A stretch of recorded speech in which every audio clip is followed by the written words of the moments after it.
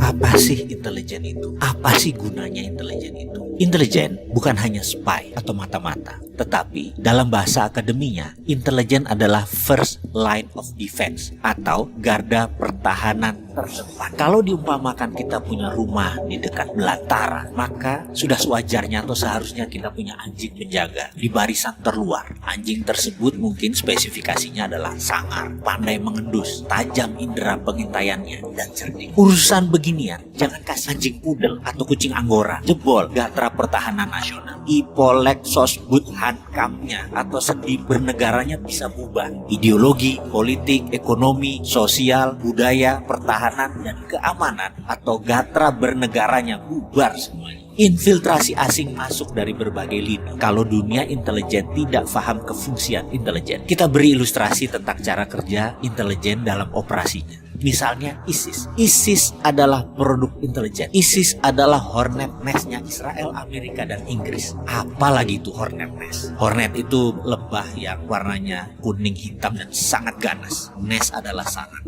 Apa itu? Kita terangkan sedikit. Zaman Pak Hartoan adalah salah satu zaman di mana intelijen banyak melakukan operasi untuk keamanan negara. Misalnya dulu ada geng anak liar atau gali ya, dan premanisme merajalela. Maka dilakukan operasi Petrus, penembakan misterius, dan berbagai cara kejam dalam tanda petik. Sebagaimana saat ini Duterte melakukannya di Filipina, mengeksekusi mati lebih dari 20.000 bandar narkoba. Zamannya Pak Harto malah nggak sampai segitu. Duterte pernah mengatakan dia belajarnya dari brother country-nya Filipina, yaitu Indonesia zaman Pak Harto. Kita ingat ketika waktu itu di zaman Orba, Petrus, dan berbagai cara membersihkan preman dan penjahat. Tapi demi Hornet nest, tidak semua dihabisi. Ada satu kelompok disisakan. Kelompok ini dibiarkan, bahkan dipelihara kesannya. Sebenarnya bukan dipelihara, tapi tujuannya untuk menjebak, yaitu Hornet nest tadi. Para preman dan penjahat tadi jadi merapat ke kelompok tadi. Itulah Hornet nest. Jadi kemunculan orang-orang preman tadi ke permukaan, gabung dalam kelompok yang tersisa satu ini, sehingga membuat mudah pengendalian.